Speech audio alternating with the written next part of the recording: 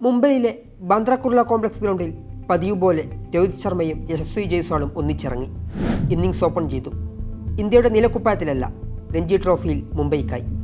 സമീപകാലത്ത് ടെസ്റ്റിൽ ഇന്ത്യക്കായി ദയനീയ പ്രകടനം കാഴ്ചവെക്കുന്ന നായകൻ മുംബൈയിലും പതിവ് തെറ്റിച്ചില്ല. ആദ്യ ഇന്നിംഗ്സിൽ വെറും 3 റൺസ് മാത്രമെടുത്ത് കൂടാരം കയറി. മത്സരം തുടങ്ങി വെറും 30 മിനിറ്റിനുള്ളിൽ ഇന്ത്യയുടെ ഓപ്പണേഴ്സ് മടങ്ങി. ഫോം വീണ്ടെടുക്കാനാവാതെ ഉടർന്ന ഈ താരങ്ങളെ കാണുമ്പോൾ അഭിമന്യു ഈശ്വരനെയും കരുൺ നായരെയും സർഫറാസ് ഖാനെയും പ്രിയങ്ക് പഞ്ചാലിനെയും ഒക്കെ ഓർമ്മ വരും. രഞ്ജിയിലും വിജയ് ഹസാരെ ട്രോഫിയിലും അവർ താണ്ടിയ റൺമലകളെ ഓർക്കും. ഇന്ത്യൻ ടീമിലേക്കുള്ള നീണ്ട കാത്തിരിപ്പുകൾ, അവഗണനകൾ ഇനിയും എന്തിനാണ് പുറത്തു നിർത്തുന്നതെന്ന ചോദ്യം ഒരുപക്ഷെ അവർ നേരിട്ട സകലമാന ബോൺസറുകളെക്കാളും മാരകമായിട്ടാണ് വരുന്നത്. ഓസീസ് മണ്ണിൽ തകർന്നടിഞ്ഞ് രോഹിത്തും കോഹ്ലിയും മടങ്ങുന്നതിനേക്കാൾ നിരാശ തോന്നി അഭിമന്യു ഈശ്വരൻ എന്ന 29-കാരനെ അന്ന് മൈതാനത്ത് കണ്ടപ്പോൾ. മെൽബണിൽ സെഞ്ചുറി നേടിയ നിതീഷ് റെഡ്ഡിയെ അഭിനന്ദിക്കാനെത്തിയതായിരുന്നു അഭിമന്യു. ബോർഡർ ഗവസ്കർ പരമ്പരയിൽ ടീമിലെടുത്തിട്ടും ആദ്യ 11-ൽ അഭിമന്യുവിനെ പരിഗണിച്ചതേയില്ല. ഓസീസിനൊപ്പം ഇന്ത്യ തകർന്നടിഞ്ഞുകൊണ്ടിരിക്കുമ്പോഴും അയാൾക്കായി ഒരാളും ശബ്ദമുയർത്തിയില്ല. ടീമിലിടം പിടിച്ച സർഫറാസ് ഖാന്റെ അവസ്ഥയും സമാനം. കരുൺ നായരും പ്രിയങ്ക് പഞ്ചാലും പുറത്തു തന്നെ നിൽപ്പുണ്ട്. ആഭ്യന്തര ക്രിക്കറ്റിൽ ഫോം വീണ്ടെടുക്കാൻ സീനിയർ താരങ്ങളെ പറഞ്ഞേക്കുമ്പോൾ അവിടെ കളിച്ചു പാറ്റിത്തെളിഞ്ഞവരെ പാടെ വിസ്മരിക്കുന്നു. അഭിമന്യു എന്ന യുപിക്കാരൻ ഇന്ത്യൻ ടീമിലേക്കുള്ള വിളിക്കായി വർഷങ്ങളോളമാണ് കാത്തിരുന്നത്. കഴിഞ്ഞ 5 വർഷമായി ആഭ്യന്തര ക്രിക്കറ്റിൽ മികച്ച പ്രകടനം. ബാറ്റിംഗിൽ 50 ശരാശരി, 44 ഫസ്റ്റ് ക്ലാസ് മത്സരങ്ങളിൽ നിന്ന് 14 സെഞ്ചുറിയും 12 അർദ്ധ സെഞ്ചുറിയും. എന്നിട്ടും ഇന്ത്യക്കായി ഒരു ടെസ്റ്റ് പോലും കളിച്ചില്ല. 2019-ൽ ദേവ്ധർ ട്രോഫിക്കുള്ള ഇന്ത്യ എ ടീമിലെത്തി. 2021-ൽ ഇംഗ്ലണ്ടിനെതിരായ ടെസ്റ്റ് പരമ്പരയ്ക്കുള്ള ടീമിലെ സ്റ്റാൻഡ് ബൈ താരമായും. പിന്നാലെ ടെസ്റ്റ് ചാമ്പ്യൻഷിപ്പ് ഫൈനലിലും ഇംഗ്ലണ്ടിനെതിരായ എവേ ടെസ്റ്റിലും സ്റ്റാൻഡ് ബൈ താരമായി മാത്രം പരിഗണിക്കപ്പെട്ടു. കഴിഞ്ഞ ബോർഡർ ഗാവസ്കർ പരമ്പരയിൽ ടീമിലെടുത്തതല്ലാതെ ഒറ്റ മത്സരത്തിൽ പോലും കളിപ്പിച്ചില്ല. അടുത്തിടെ നടന്ന കിവീസിനെതിരായ പരമ്പരയിലെ 1-ാം ക്രിക്കറ്റ് ടെസ്റ്റിൽ ചങ്കൂറ്റത്തോടെ മുന്നിൽ നിന്നത് സർഫറാസ് ഖാൻ എന്ന മുംബൈക്കാരനായിരുന്നു.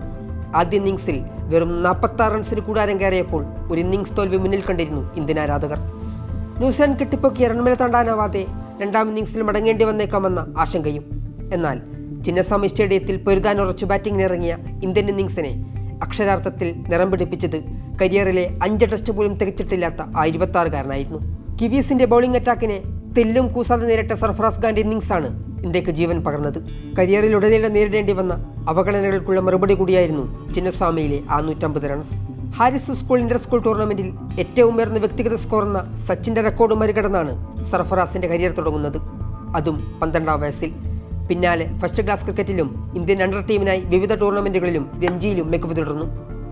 ഇന്ത്യൻ ടീമിലേക്ക് വെളിയെത്തിയെങ്കിലും ടെസ്റ്റ് ടീമിൽ സ്ഥിര സാന്നിധ്യമായി സർഫറാസിനെ പരിഗണിച്ചില്ല. കിവീസിനെതിരെ കളിച്ചെങ്കിലും ഓസീസിനെതിരെ ആദ്യ 11-ൽ ഇടം പിടിച്ചില്ല. സെലക്ടർമാരുടെ റഡാറിൽ സജീവമായുള്ള മറ്റൊരാൾ കരുൺ നായരാണ്. 33-കാരനായ താരം 8 വർഷങ്ങൾക്ക് മുമ്പാണ് അവസാനമായി ഇന്ത്യക്കായി പടണിഞ്ഞത്, 2017-ൽ ഓസീസിനെതിരായ ടെസ്റ്റ് മത്സരത്തിൽ. അടുത്തിടെ ആഭ്യന്തര ക്രിക്കറ്റിൽ മികച്ച പ്രകടനം കാഴ്ചവെച്ച കരുൺ നായർ ടീമിലേക്ക് തിരിച്ചെത്തിയേക്കുമെന്ന റിപ്പോർട്ടുകളുണ്ടായിരുന്നു. എന്നാൽ സെലക്ടർമാർ പരിഗണിച്ചില്ല.